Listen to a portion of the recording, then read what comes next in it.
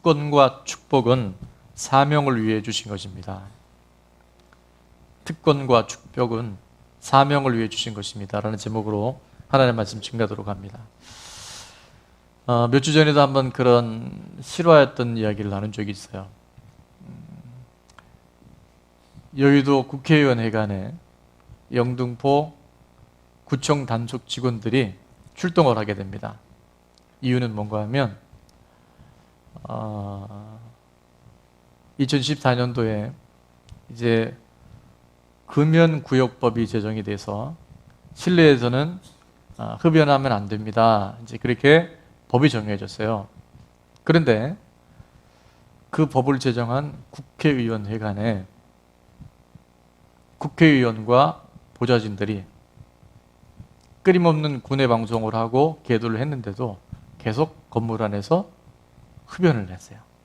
그래서 아무리 계도를 해도 지켜지지 않으니까 결국에는 구청의 단속반에 전화를 합니다. 신고를 했어요.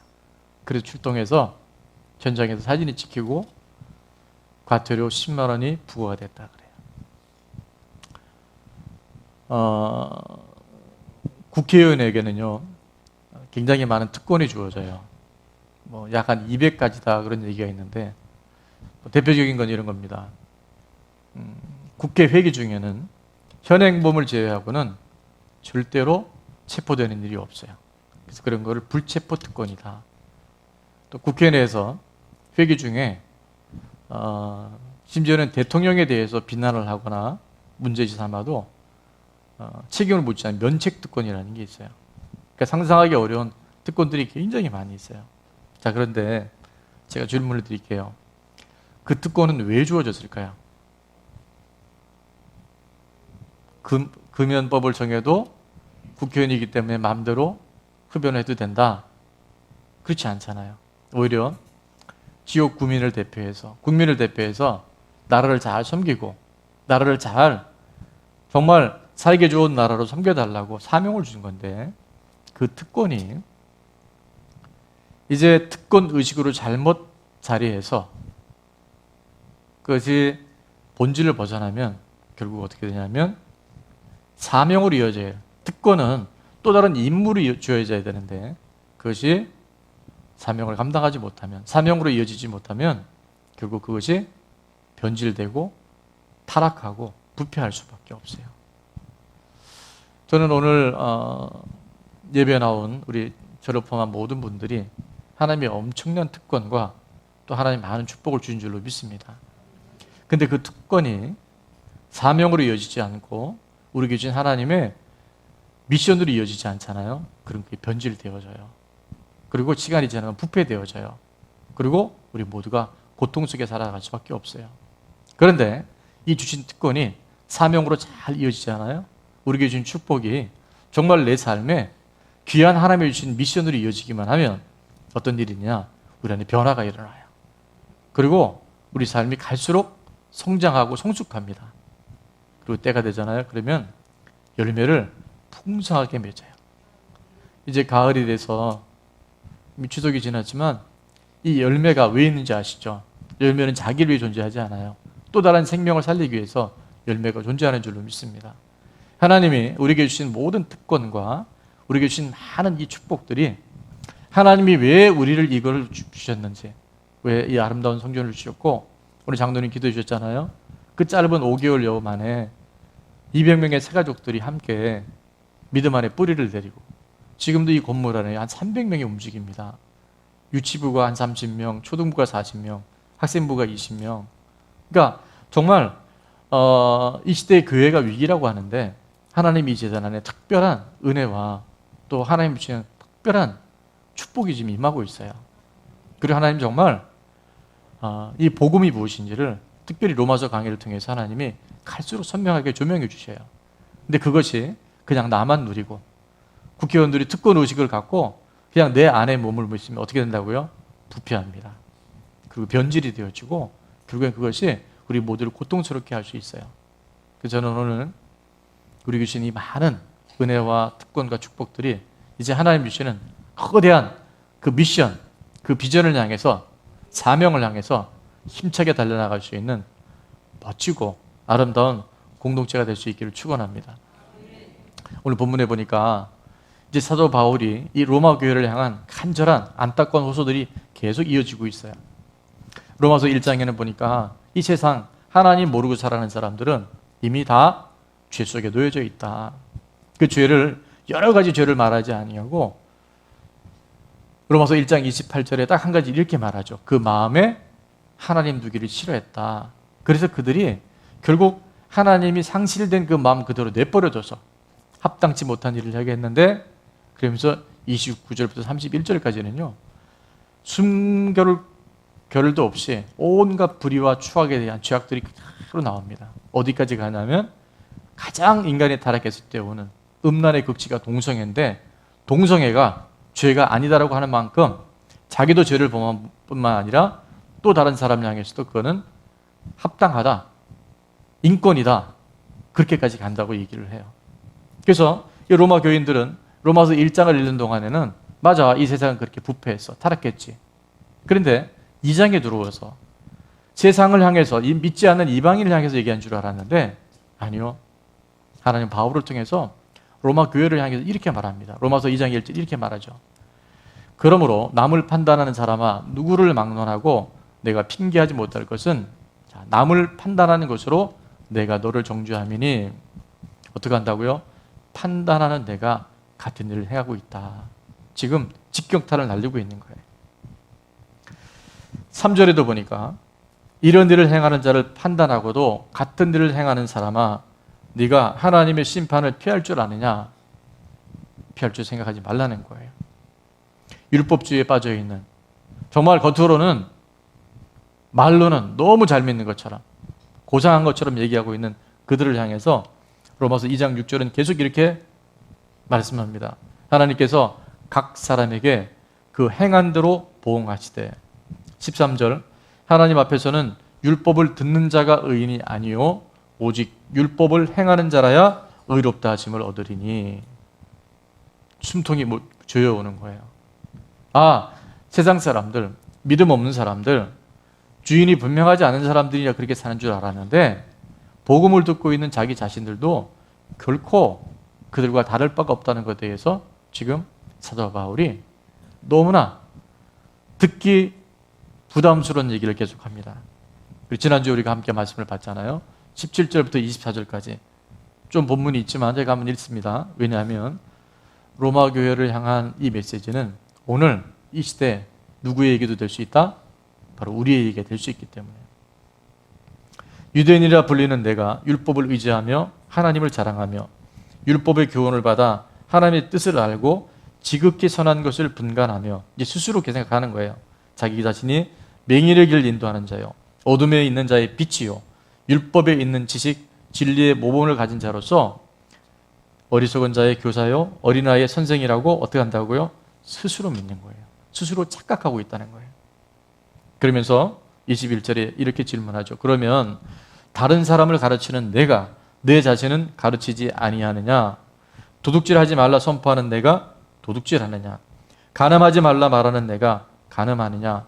우상을 가증히 여기는 내가 신전 물건을 도둑질하느냐? 율법을 사랑하는 내가 율법을 범함으로 하나님을 욕되게 하느냐? 24절 결론적으로 얘기합니다. 기록된 바와 같이 하나님의 이름이 누구 때문에? 바로 너희 때문에 이방인 중에서 하나님 모르는 사람들에게도 뭐한다? 모독을 받는다. 정말 이 얘기를 듣는 순간 숨이 턱 막혔을 거예요. 아마 뒷목 잡고 쓰러질 만한 그런 폭탄 같은 이야기를 지금 던지고 있어요. 유대인들에게는 이런 의식이 있다 그러죠. 선민의식이라는 게 있어요.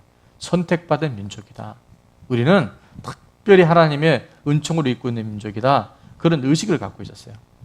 그게 맞습니다. 왜냐하면 그들에게 하나님이 직접 모세를 통해서 모세 오경 주셔요. 율법을 주시고 십계명을 주셨어요. 그리고 그들이 애굽에서 430년 동안 노예 살해를 했지만 하나님이 그들의 부르짖음을 듣고 그들을 10가지 초자연적인 재앙을 통해서 출애굽시켜요. 그리고 기적적으로 홍해를 갈라주시고 광야길 40년 동안 하나님이 신발이 부르지 않고 옷이 헤어지지 않도록 하나님께서 그들을 지키시고 그리고 약속의 땅으로 그들을 인도해 가셔요. 정말 유대인 이스라엘 백성은 하나님의 특별한 선택한 민족이 맞아요. 그래서 그 특권에 대해서 특권 의식을 갖는 것, 또 자부심을 갖는 것 너무 귀할 수 있어요. 그런데 그 선민 의식을 갖고 있었던 로마 교회 유대인들을 향해서 지금 현재 하나님은, 바울은 이 편지를 계속 공개하고 있어요. 지난주에 이어서 오늘도 이제 하나님이 참 듣기 힘들고 거북한 이야기들을 합니다. 로마서 강의 6번째 시간을 하면서 말씀이 좀 딱딱해요. 근데 지난주에도 말씀드렸죠. 음식이 딱딱하면 어떤 맛이 있다? 깊은 맛이 있어요.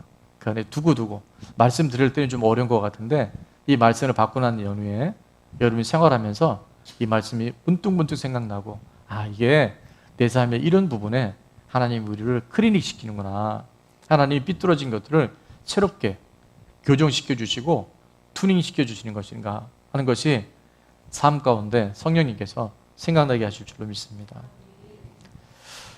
이 로마서가 쓰여질 당시는요, 굉장히 특별한 이 대화체가 오갔다. 그게 뭐냐면 소크라테스식 문답법. 그러니까 어떤 현장을 놓고 먼저 질문을 던져요. 설명 바로 하는 게 아니라 너는 어떻게 생각하니? 지금 이 상황에 너는 뭐라고 이해를 하니? 이렇게 질문을 던지고 그 다음에 또 답을 내줘요. 그래서 문답법.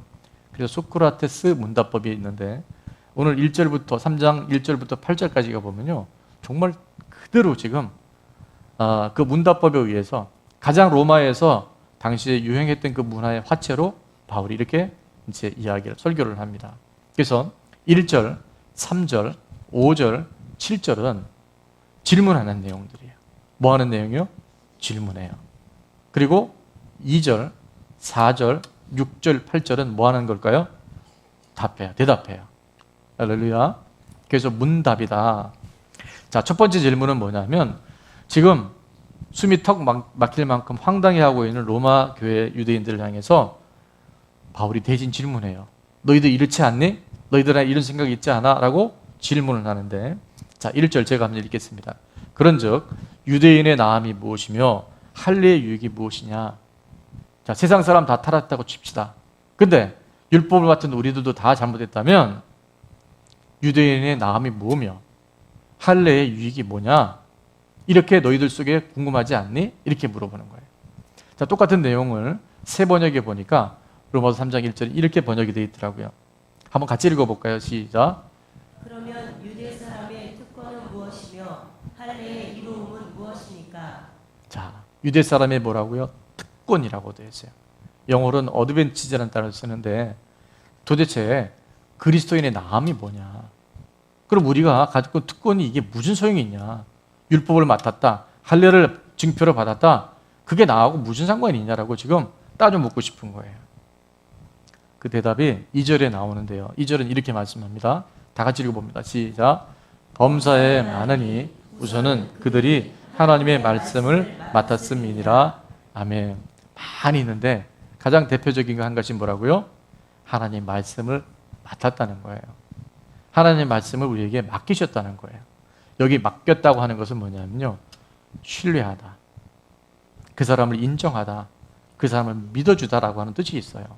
무슨 말이냐면, 하나님께서 복음을 듣게 하신 것은 귀로만 듣는 것이 아니라 실제 하나님이 우리를 신뢰해서 이 하나님의 말씀, 복음을 잘 삶을 통해서 경험하고 내가 누려보고, 그래서 아직 복음을 모르고 살아가는 사람들에게 뭐 하라고? 전하라고, 나누라고, 그것을 공유하고 증거하라고 이 복음을 맡기신 줄로 믿습니다. 많이 있는 데 있잖아. 내가 너희들 신뢰해서 너희들이 이 복을 많이 받고 또 다른 사람에게 흘려보내라고 이 하나님의 말씀, 복음을 주셨다라고 지금 말씀하고 있는 거예요. 자, 그러면 두 번째 질문을 던집니다. 많이 있지만 복음이 능력이고 복음이 우리에게 하나님 주신 특권인 줄로 믿습니다. 자, 두 번째 질문은 뭐냐면 3절에 나옵니다. 어떤 자들이 이렇게 되죠. 믿지 아니하면 어찌하리요? 그 믿지 않음이 하나님의 믿부심을 패하겠느냐? 이렇게 두 번째 질문이에요.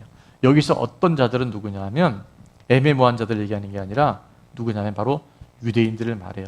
로마 교회의 성도들, 그러면 그 어떤 자들이 믿지 아니했다고 한다면 어떡하겠냐? 그들의 하나님을 안다고 율법을 받았다고 얘기하면서 지키지 않는 그들의 믿지 아니함이 그러면 하나님의 뭐를? 믿부심을 패하겠냐? 하나님의 그 믿부심이 실패한 거냐? 그렇지 않을까요? 세상 사람도 그렇다 치지만 그래도 하나님 믿는 또 교회에 나오는 우리조차도 말씀대로 못 산다고 한다면 하나님 결국 실패한 거 아니냐? 하나님 결국 그 믿부심이 폐지된 거 아니냐? 지금 이렇게 그들 속에서는 의문 혹은 따져 묻고 싶은 그런 생각들이 지금 올라오고 있다는 거예요. 여기서 믿부심이라는 단어는 보면요. 헬러 원어에 보니까 피스티스라는 단어예요. 피스티스. 영어는 faith라는 단어를 씁니다. 그것이 믿음이란 말도 있지만 faithful 하게 되면 뭐냐면 신실하다. 하나님의 신실하심이 사람이 율법을 받은 복음을 받은 우리들이 그렇게 살지 못하고 된다 해서 하나님의 신실하심이 그러면 없어지겠냐? 없어진 거 아니냐? 그 질문에 대해서 이제 하나님이 하나하나 그 설명을 해 주셔요.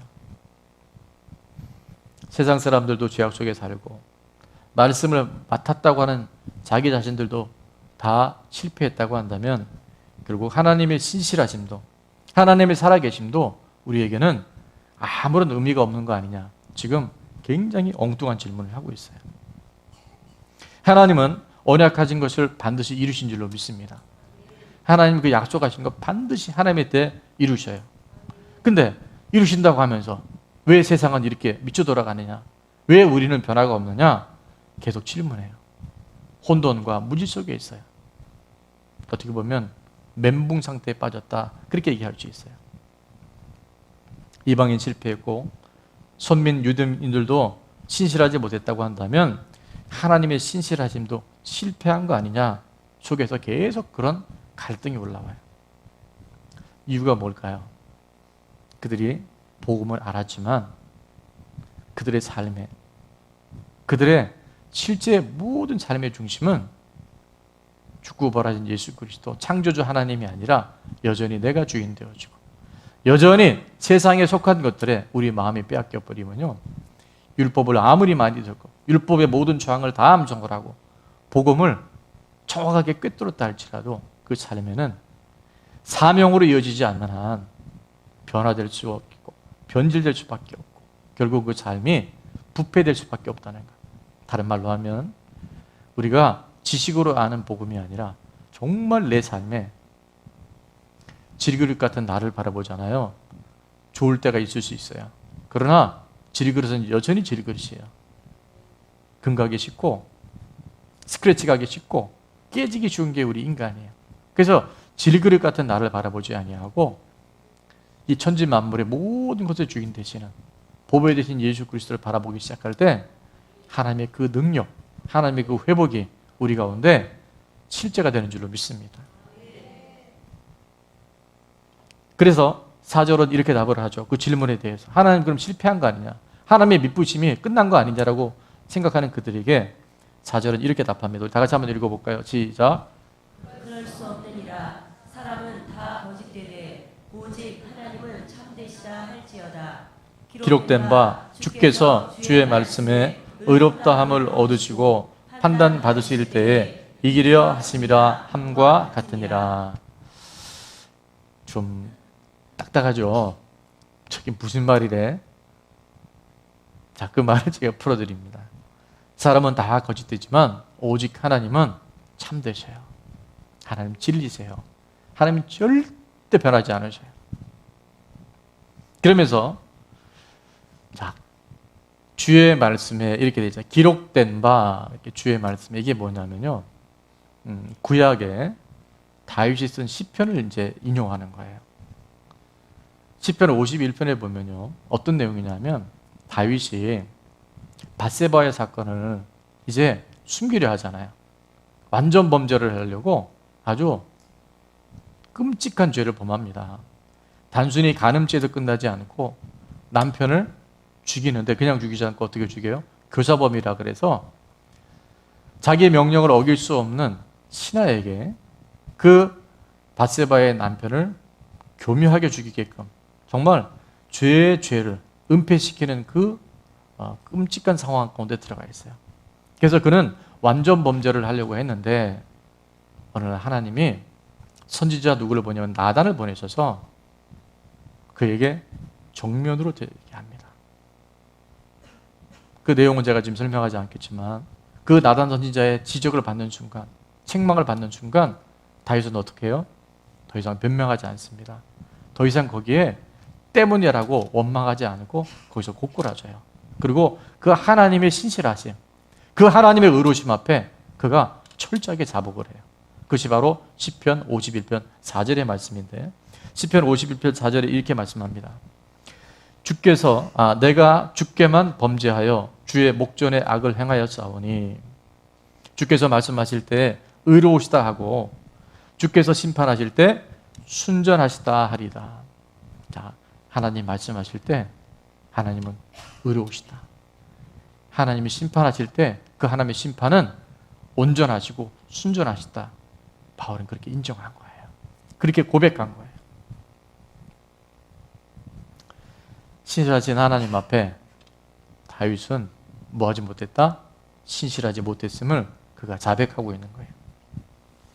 결국 하나님의 그 공의, 하나님의 그 신실하심이 자신의 죄를 숨기려고 했던 다윗의 그 모든 불의함, 신실하지 못함을 그대로 드러내는, 어떻게 보면 그것이 지적인 것 같고 비판인 것 같지만 돌이키고 회개할 수 있는 은혜로 주신 줄로 믿습니다. 하나님의 심판은 공의로워요. 하나님의 신실하심은 끝이 없어요. 하나님의 신실하심을 우리가 부인할 수 없다는 것.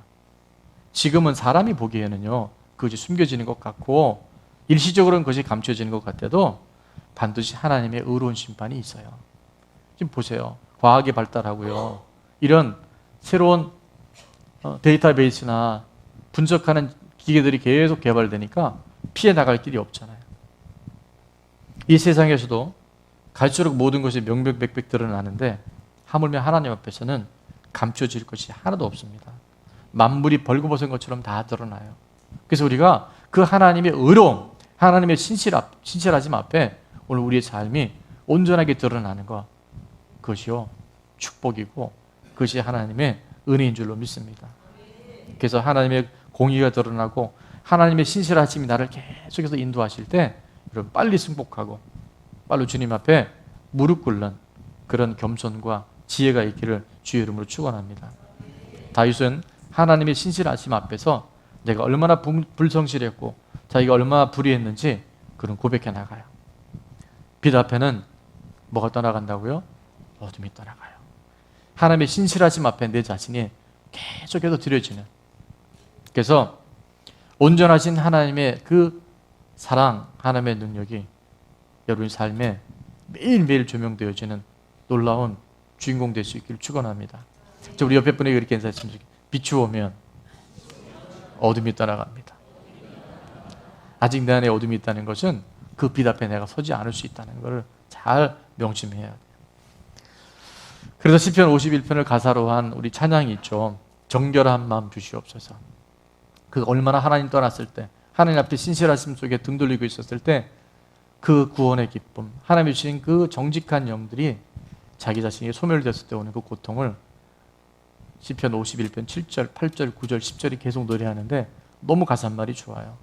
정결한 마음 주시옵소서 오 주님. 계속 부르고 싶은데 목이 좀 잠겨서. 정직한 영을 새롭게 하소서. 나를 주님 앞에서 멀리하지 마시고 주의 성령을 거두지 마옵소서. 그 구원의 기쁨 다시 회복시키시고 변치 않는 마음 내 안에 주소서. 질그릇 같은 나를 볼 때는요 탄식밖에 안 나오고 누구 때문이라고 하는 원망밖에 나오지 않겠지만 나를 바라보지 않고 사람 바라보지 않고 세상 바라보지 않고 의문투성이 속에서 왜 예외할 수밖에 없는 우리들 안에 보배 대신 예수님이 보이기 시작하잖아요. 그렇게 또 우리 안에는 모든 절망적인 것, 지금 이 혼돈과 무질서조차도 하나님의 새로운 일들을 향하시는 하나님의 희망의 아이콘, 소망의 사인이 되는 줄로 믿습니다. 고린도서 4장 7절에 보니까 우리가 이 보배를 질그릇에 가졌으니 이는 심히 큰 능력이 어디에 있다고요? 하나님께 있어요. 하나님의 신실하심이 있어요. 하나님의 공의로우심 속에 있어요. 그분의 손에 우리 인생이 달려 있어요.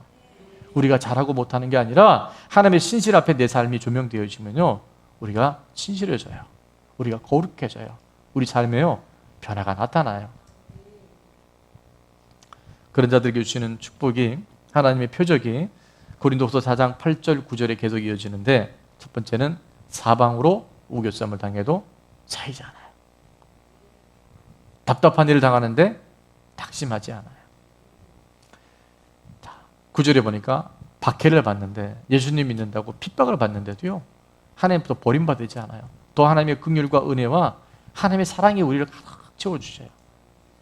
세상 사람 보면 거꾸로 됨을 당한 것 같은데 오뚜기처럼 헐떡 일어나요.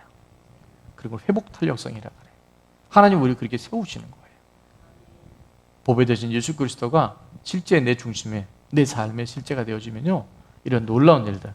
그래서 우리 몸에 그리스도의 살아계심이 향기로, 편지로 나타나게 되는 줄로 믿습니다. 고린도서 6장 10절에도 보니까 이런 자들에게 주신 축복, 9절에는 무명한 자 같으나 유명한 자요 이렇게 하는데, 세상 사람들은 몰라줘요. 그러나 하나님 나라에서는 그는 유명한 자라고 하나님 인정해 주시고, 10절에 보니까 이렇게 말합니다. 한번 다 같이 읽어볼까요? 근심하는 자 같으나, 시작. 근심하는 자 같으나 항상 기뻐하고, 가난한 자 같으나 많은 사람을 부유하게 하고, 아무것도 없는 자 같으나 모든 것을 가진 자로다. 아멘. 그게 우리에게 있지 않잖아요. 지금 근심할 일이 많은데 그의 내면의 실체는 항상 기뻐하게 살아갈 수 있도록 하나님이 그를 붙들어 주신 줄로 믿습니다. 환경적으로 보면 가난한 것 같은데요, 아니요, 많은 사람들을 부유하게 할 수 있는 복의 근원이 되는 줄로 믿습니다. 그 사람이 기도하고 그 사람이 복음을 전할 때 사랑하는 가족들이, 내 주변의 귀한 이웃과 영혼들이요, 그런 하나님의 아름다운 열매들로 그들이 누리게 되는 줄로 믿습니다. 지금 현재는 아무것도 없는 자 같은데 모든 것을 다 가진 자. 왜요? 은도 내 것이요, 금도 내 것이요, 모든 것이 주님의 것인데 주님의 때를 따라 주님의 사명을 우리가 감당하면요, 하나님이 다 부어주셔요. 그래서 하나님이 이 재단에 주신 사명이 크고, 또 그것이 특별한 권리를 우리에게 와 있어요. 이것이 아름답게 조화를 이루어서 정말 짧은 인생 살아가는데, 2019년 이제 또 한 해가 점점 짧아져, 얼마 안 남았잖아요. 하나님이 2020년도 세계와 열방을 섬길 수 있는 놀라운 비전을 우리를 통해서 하나님이 행하실 줄로 믿습니다. 세 번째 질문, 5절입니다. 또 뭐라고 질문하냐면 정말 재밌는 질문을 해요. 자, 그러나 우리 불의가 하나님의 의를 드러나게 하면 무슨 말 하리요? 내가 사람의 말하는 대로 말하노니 진노를 내리시는 하나님이 불의하시냐? 굉장히 지금 딱딱하죠, 내용이. 그래서 조금 더 설명을 드리면 7절 질문에도 이 보충 질문이 나오는데, 자, 7절 이렇게 얘기합니다. 그러나, 자, 유대인들이 말하는 거예요. 로마 교인들이 나의 거짓말로 하나님의 참되심이 더 풍성하여 그의 영광이 되었다면 어찌 내가 죄인처럼 심판을 받으리요? 누군가 그런 얘기 했더라고요. 사람은 합리적인 존재가 아니라 합리화시키는 존재다. 끊임없이 자기를 무언가에 이건 이렇고 그래서 내가 이거 못했고 합리화시키는 존재다. 참 무슨 얘기냐면요, 우리의 불의함으로 하나님의 의가 드러났다면, 우리의 불성실함으로 하나님의 신실하심이 드러났다면 우리에도 공로가 있는 거 아닙니까?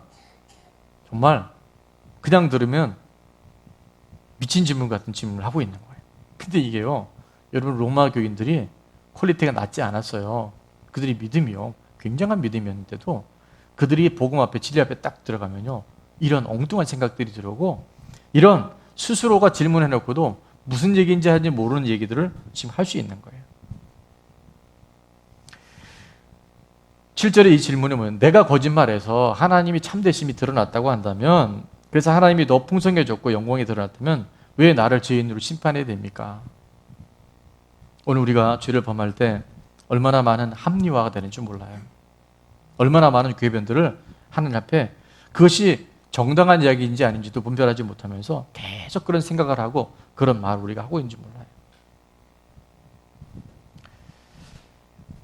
특별히 이런 생각들이 계속 하다 보면 어디로 올라가는지 아십니까? 그게요, 선악과로 갑니다.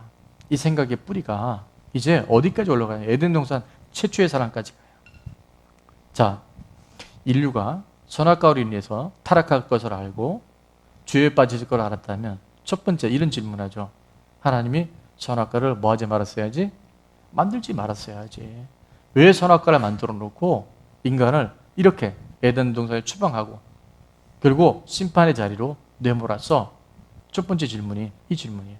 두 번째, 그건 그렇다고 치고 선악과를 먹으려고 할 때, 따먹으려고 할 때 하나님이 헛기침을 한번 하시든지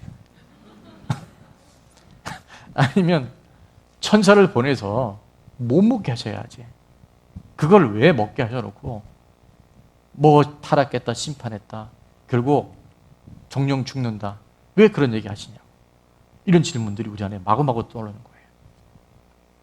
하나님이 우리 주신 가장 귀한 선물이 있어요. 그게 뭔지 아십니까? 하나님의 성품을 우리에게 주신 것이 있는데요. 그건 뭐냐면 따라하겠습니다. 선택권. 우리에게 선택권을 주셨어요. 다른 말로 하면 그 신학적인 용어인데요. 한번 따라해 볼까요? 자유의지. 자유의지를 주셨어요. 우리는 먹을 수도 있고 안 먹을 수도 있어요. 할 수도 있고 안 할 수도 있어요. 하나님이 인격적인 분이에요. 하나님은 강제로 이거 하지 마. 너 이거 하면 내가 이렇게 할 거야. 그렇게 하지 않으셔요. 하나님 마지막 숨 거둘 때까지도 한편 강도에게도 기회를 주셨던 것처럼 우리에게 마지막 그 순간까지도 우리에게 기회를 주셔요. 선택할 수 있는 자유의지를 주셔요. 그것이 우리에게 선물이고 우리에게 얼마나 아름다운 축복인지 몰라요. 그럴 때 늘 하나님 편에, 하나님이 원하시는 것 다 주셨는데 딱 하나 먹지 말라는 선악과를 바르면서 먹음직, 보암직, 지혜롭게 탐지할 그런 생각 갖지 말고 하나님 안에서 누리고 그것이 하나님과 관계를 끊는 것이라는 것을 깨달고 분별할 수 있는, 그래서 복음 안에 진리 안에 날마다 좋아지고 갈수록 우리 삶에 하나님이 주신 자유가 풍성해지는 하나님의 자녀, 하나님의 특권의 사명자들 될 수 있기를 주의 이름으로 축원합니다. 창세기 4장 7절에 보니까 하나님이 가인에게 그렇게 말씀하셔요. 내가 제사 안 받은 거 좋은데 내 동생 제사 받은 거에서 그렇게 힘들어할 때 하나님 그렇게 말씀해요. 죄가 너를 원하나 너는 죄를 어떻게 해라? 다스려라. 그거 다스리지 못해요.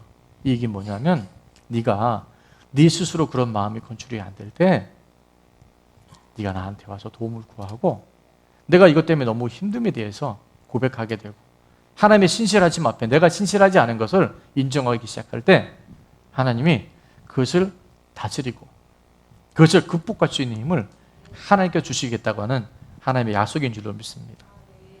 우리가 예배 때마다 참여 기도하잖아요. 요한일서 1장 8절 9절에 보면 만일 우리가 죄 없다고 말하면 스스로 속이는 거고 진리가 우리 속에 있지 않아요. 그분이 우리에게 있지 않아요. 그런데 9절 다 같이 읽을까요? 만일 우리가 우리 죄를 자백하면 그는 미쁘시고 의로우사 우리 죄를 사하시며 우리를 모든 불의에서 깨끗하게 하실 것이요.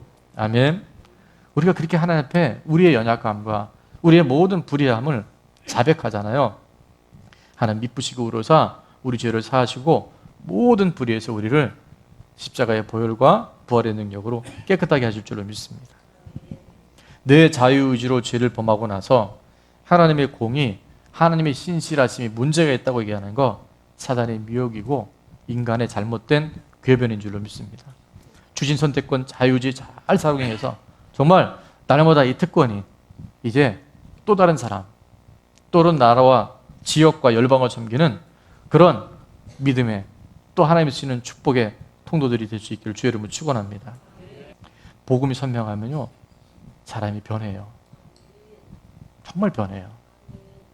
과거의 그 모습이 점점 사라져요.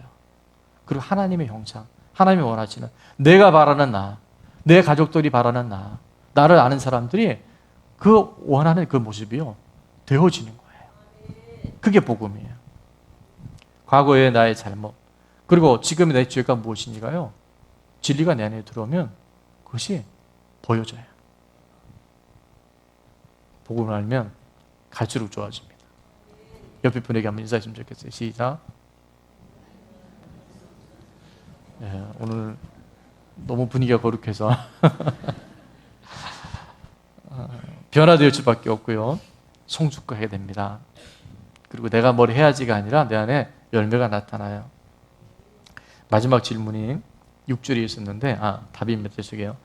결코 그렇지 아니하니라. 하나님께서 만일 그러하면 하나님께서 어떻게 세상 심판할 수 있겠냐? 아니야. 하나님은 신실하셔. 하나님은 공의로우셔.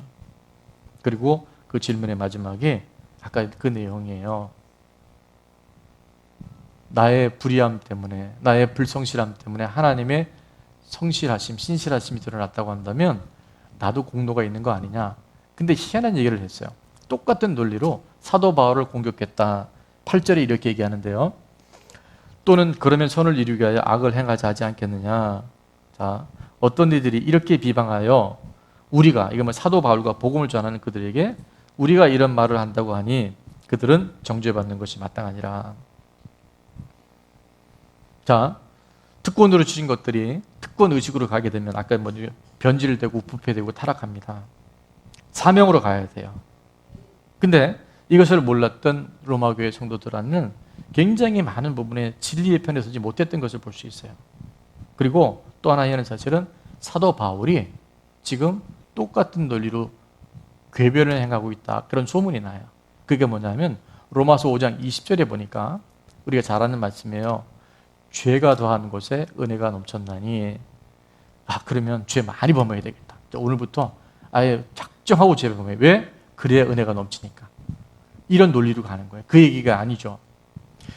여러분, 하나님의 은혜를 알면 알수록, 십자가 사랑이 무엇인지를 경험하면 경험할수록 뭔지 아세요? 내가 얼마나 죄인인지 알아요. 내가 얼마나 부패한 속에 살아왔는지가 보여지는 거예요. 그걸 지금 얘기하는 거예요. 그러니까 그 사랑 앞에서 내 죄가 크게 드러나는 거지, 죄가 더한 곳에 은혜가 넘친다, 이런 걸로 지금 이상한 얘기를 하는 사람들이 있었고 지금도 있을 수 있다는 거예요. 잘 아시는 것처럼 바울이 처음 예수님을 만났을 때 고린도서 15장 9절 이렇게 말했죠. 나는 사도 중에 가장 작은 자다.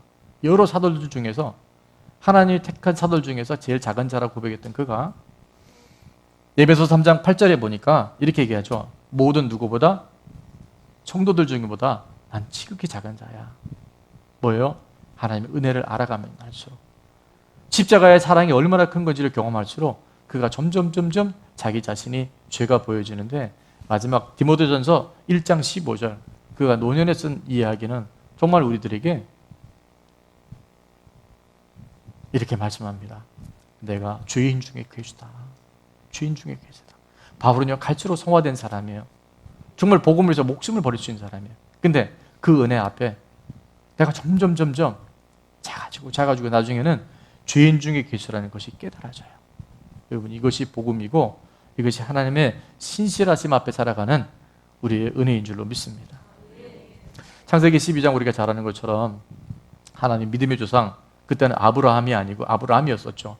아브라함을 본론에 계실 때 하나님께서 그에게 약속을 주시죠. 내가 너를 큰 민족을 이루고 너한테 복을 주어서 네가 복의 근원이 될 거다. 너를 축복하는 자를 내가 복을 줄 거고 너를 저주하는 자를 내가 저주할 텐데, 따라합니다. 땅의 모든 족속이 너로 말미암아 복을 얻을 것이라. 이거는 아브라함에게 주신 것이 아니라 동일한 믿음으로 살아가는 우리에게 주신 약속인 줄로 믿습니다. 근데 그때 그냥 2절 3절이 주신 것이 아니라 믿음은 반응하는 건데, 하나님이 창세기 12장 1절에 아브라함을 향해서 이렇게 말씀하세요. 너는 고향, 친척, 아버지 집을 떠나서 내가 너에게 보여줄 땅으로 가라. 내가 주인 되어주고 내가 하려는 그 모든 것에서 이제 떠나 하나님이 보여주실 땅, 지시할 땅으로 가라. 그러면 하나님이 아브라함 어떻게 하신다고요? 큰 민족을 이루고 복을 주고 그 이름을 창대케 해서 아브라함이 복의 근원이 되게 하셔요. 그를 축복하는 자를 함께 더불어 복 주시고요, 그를 저주하는 자를 하나님께서 막아주시고 땅의 모든 족속이 바로 그 믿음으로 반응하는 아브라함에게, 저희에게 하나님이 복의 근원이 되는 놀라운 약속이 지금 우리 가운데 있어요. 누가복음 9장 20절에 23절에 이렇게 말씀하죠. 아무든지 나를 따르거든 자기를 부인하고 뭐 하고요? 내 자신을 부인하세요. 내가 주인 되어져서 내가 하고 싶은 나나 하는 이 모든 것에서 그 주인 된 자리에 내려와서 십자가를 지라 했어요. 그 십자가는 뭐냐면 따라하겠습니다. 내 뜻대로 마시고 아버지의 뜻대로 되기를 원하나이다. 그 상황 가운데서 내가 주인이 아니고 내 바람이 있지만 내 소욕이 있지만 하나님의 뜻대로 되기를 원합니다라는 그 마음을 가지고 갈 때 우리는 이곳에서 하나님 나라 천국을 경험하게 되는 줄로 믿습니다. 천국이 여기 있다 저기 있다는 것이 아니라 우리 안에 있다 그랬잖아요. 우리 안에 예수 그리스도 복음 진리가 선명해질수록 우리는 하나님의 나라를 이 땅에서 경험하게 되는 줄로 믿습니다. 한번 따라하겠습니다. 믿음은 반응하는 것입니다. 내가 하는 게 아니에요. 하나님의 신실하심 안에 하나님의 언약 안에 내가 잘 반응할 때 하나님이 하시는 거예요. 그리고 뭘 하시냐면 네가 했어. 네가 복덩어리야. 네가 복의 근원이야. 하나님 우리를 높여주셔요. 할렐루야. 그런 삶이 우리 좋은 나무교회 모든 성도님의 삶, 저의 삶이 될 수 있기를 주의 이름으로 축원합니다. 혹시 오늘 예배 가운데 어떤 일 때문에 낙심한 분이 있나요? 아니면 누구 때문에 마음이 불편하고 원망하고 뭔가에 대해서 계속 탓하는 분이 있나요? 저는 로마 교회를 향한 사도 바울의 이 질문과 답 속에 여러분 안에 하나님이 주시는 음성이 있다고 확신합니다. 제가 3주간 동안 그 육체의 연약함 때문에 좀 힘든 시간들을 이제 계속 보냈어요. 이제 끝난 줄로 믿습니다. 그때 깨달은 것이 있는데 뭐냐면 하나님이 도와주시지 않으면 아무것도 할 수 없구나. 하나님이 지켜주지 않으면 우리는 정말 아무것도 아닌 존재구나. 근데 그것을 뒤집어 생각하면요. 하나님이 하시면, 하나님이 지켜주시면 다 할 수 있구나. 그걸 제가 깨닫게 됐어요. 또 몸이 약해지면 이 마음도 같이 침체가 올 수 있잖아요. 낙심이 될 수 있고.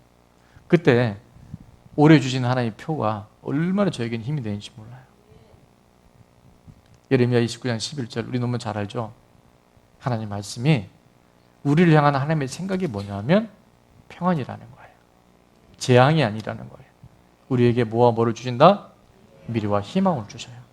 그러니까 현상은 안 좋아요. 그죠? 근데 하나님 안에서는 나쁜 게 없는 거예요. 하나님은 새로운 미래와 희망을 준비하실 때 때로 우리에게 이해할 수 없는 그런 과정들을 통해서 하나님의 더 큰 그림들을 이루어가신 줄로 믿습니다. 건강도요, 이게 특권이더라고요. 그냥 막 쓰지 마세요. 시간, 그리고 물질, 다 내 건 줄 알잖아요. 절대 우리 거 아닙니다. 하나님 오늘도 거둬가시면 정말 오늘 끝나는 인생들이에요. 그런데 하나님이 주신 그 많은 귀한 것들, 기회, 예배 드릴 수 있는 기회, 찬양할 수 있는 기회, 기도할 수 있는 시간들, 이게요, 특권이에요. 이 특권이 사명으로 이어지잖아요. 엄청난 시너지가 일어납니다. 여러분이 주신 은사들이 있어요. 그래서 특별히 일부 예배는 우리 교사 선생님들이나 봉사자들 이렇게 일부 예배를 드리는데 지금 보니까 교회가 규모가 점점 커지면서 굉장히 많은 파트에 정말 일꾼이 필요해요. 이제 동역자가 필요해요. 그럼 여러분이 누군가 하겠지 하지 말고 이제 다음 달쯤에는 아예 이제 사역 지원서를 우리가 좀 만들어서 2020년부터는 정말 여러분 스스로가 각 영역에 이제 구경꾼이 아니라 여러분이 주인공이 되어져서 사명을 감당하는 그런 헌신이 있으면 참 좋겠어요. 다니엘서 12장 3절에 보니까 이렇게 말씀합니다. 지혜 있는 자는 궁창의 빛과 같이 빛날 것이요 많은 사람을 옳은 대로 돌아가게 한 자는 뭐와 같이? 별과 같이 영원토록 빛나리라. 짧은 인생 살아가지만 우리 안에 하나님이 주신 특권이 있어요. 지금 여러분 많이 있다니까요. 그 특권이 뭘로 이어져야 된다? 사명으로 이어질 때 그것이 아름답고 빛나고 또 부패되거나 타락하지 않고 안전하고 그리고 영원토록 하나님 나라의 천국에 별과 같이 빛나는 그런 아름다운 인생들이 되게 될 줄로 믿습니다.